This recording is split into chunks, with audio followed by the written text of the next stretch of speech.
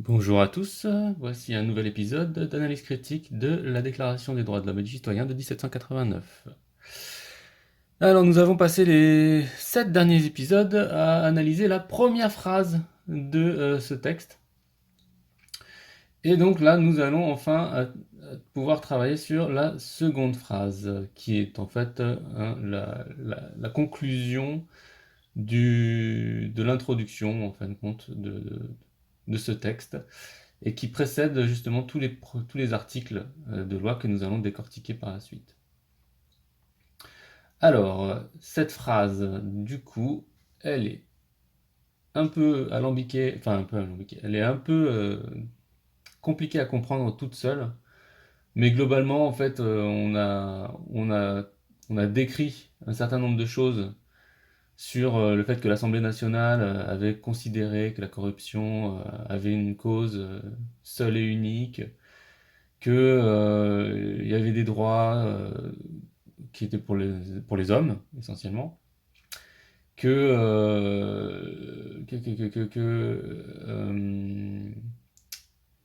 les pouvoirs étaient séparés et que c'était une bonne chose, en tout cas les pouvoirs législatifs et exécutifs. Bon, même s'il y a des défauts dans ce qui est dans la formulation, voilà, ils sont quand même séparés, et que tout ça contribuait au bonheur de tous, si et seulement si les citoyens faisaient des réclamations dans le sens du maintien de la Constitution. C'est un truc un peu... Je vous ai reformulé ça, mais globalement, comme si en fait les citoyens n'avaient qu'un seul droit, c'est faire des réclamations. Voilà, vous avez rien d'autre pour l'instant en tant que citoyen. Et en tant qu'homme, tout n'est pas défini encore. Donc voilà.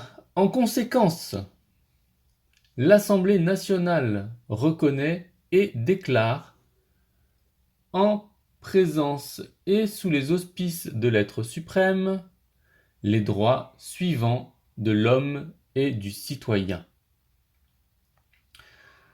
Alors, on va commencer par l'Assemblée nationale. Donc, on reprend du coup l'Assemblée nationale. Dans le début du texte, on voit bien que c'est les représentants du peuple français qui sont constitués en Assemblée nationale.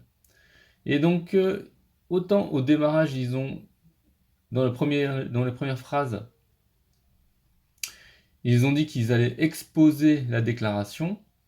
Ici, ils disent qu'en plus de l'exposer, ils la reconnaissent. Ce qui est une bonne chose.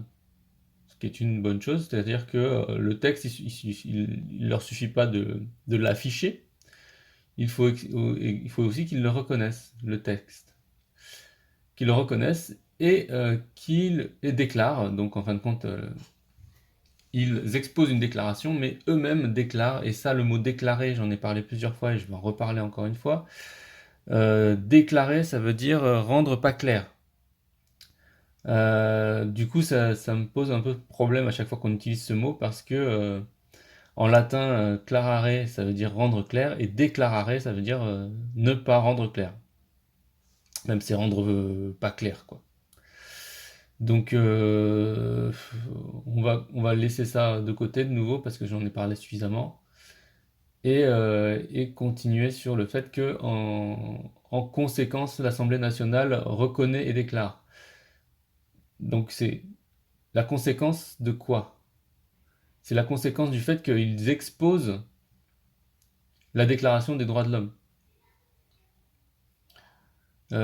Du fait de l'exposer, ils reconnaissent et déclarent. Bon, ben voilà, donc ça c'est un peu pompeux, mais ce qui est intéressant, c'est que c'est uniquement les représentants du peuple français, c'est pas le peuple français, l'Assemblée nationale euh, elle-même. On peut se poser la question, c'est-à-dire que cette Assemblée nationale-là de l'époque l'a reconnue, est-ce que celle d'aujourd'hui la reconnaît toujours? En tout cas, on peut se poser la question si elle le respecte. Et si elle ne respecte pas, ça veut probablement dire que l'Assemblée nationale dont il est question là, c'est l'Assemblée nationale de ceux qui l'ont reconnu, ce texte. Enfin, en tout cas, on est loin d'être servi par ce texte. c'est pas nous qui décidons, c'est pas nous qui déclarons quoi que ce soit, c'est pas nous qui prenons les décisions. Pour l'instant, c'est l'Assemblée nationale qui est l'acteur principal, l'acteur majeur de ce texte. En présence et sous les auspices de l'être suprême. Alors ça, c'est le truc le plus bizarre qu'on ait dans cette constitution, dans ce texte. C'est-à-dire que on se définit ici en présence et sous les auspices de l'être suprême. C'est-à-dire qu'il y a un autre personnage qui est supérieur à l'Assemblée nationale, et c'est l'être suprême. Et l'être suprême, euh, il n'est pas défini. C'est-à-dire que vous pouvez choisir qui vous voulez. Vous pouvez choisir que c'est le roi, vous pouvez choisir que c'est le dieu, vous pouvez choisir quoi, je ne sais pas ce que ça peut être en termes laïques, parce que si vous êtes polythéiste, voilà, enfin, la religion, elle n'a pas à voir là-dedans, mais en termes de laïcité, on peut admettre qu'il y a des gens qui sont polythéistes, puisque la laïcité ne reconnaît aucun culte. Du coup, l'être suprême dans ces cas-là, c'est qui? C'est probablement personne. Mais dans un cadre laïque, d'ailleurs, qui est l'être suprême? L'être suprême, est-ce que c'est le président? Ça serait très présomptueux, on va dire ça comme ça. Donc à l'époque, la laïcité encore n'était pas bien définie. La laïcité de 1905, hein, c'est bien après que c'est arrivé. Donc on peut considérer que l'être suprême, ce soit Dieu, en l'état. C'est-à-dire qu'ils étaient encore tous croyants, plus ou moins en quelque chose. Peut-être pas dans le même Dieu, mais dans un Dieu unique. Puisque les polythéistes, etc., bon, sont pas majoritaires n'étaient pas majoritaires et ne sont toujours pas majoritaires de nos jours. Enfin voilà, donc de l'être suprême, donc on peut se poser la question dans un cadre laïque, comme on l'a aujourd'hui. Est-ce que cette mention est-ce que cette mention a du sens? Et est-ce qu'elle n'est pas un risque qu'on se trompe et qu'on considère que ce soit le président qui soit un être suprême, ou enfin bon, ce qui est quelque chose de particulier quand même. Sachant que nous on en change, hein, on n'est pas dans l'idolâtrie d'un homme, suprême, quoi. Alors les droits suivants de l'homme et du citoyen. Donc c'est reconnaît et déclare les droits de l'homme et du citoyen suivant. Donc ça, on revient à la mention du droit de l'homme et du citoyen. Donc quand dans les paragraphes précédents, on parle que du droit de l'homme, on voit bien qu'il y a un truc, qui a changé entre le moment où ils ont écrit droit de l'homme et le moment où ils écrivent droit de l'homme et du citoyen. C'est-à-dire que je pense que les droits de l'homme et du citoyen sont bien distincts, qu'on parle pas du tout des mêmes personnes. Enfin, peut-être qu'il y en a un qui est comme l'autre et...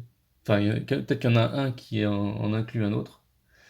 Mais le résultat, c'est que les droits sont différents entre l'homme et le citoyen. Et quand on parle des droits de l'homme, on parle des droits de l'homme. Et quand on parle des droits de l'homme et du citoyen, on parle des droits de l'homme et les droits du citoyen, qui ne sont pas les mêmes. Donc voilà ce que j'en dis de cette fin, de cette conclusion de l'introduction de la Déclaration des droits de l'homme et du citoyen de 1789.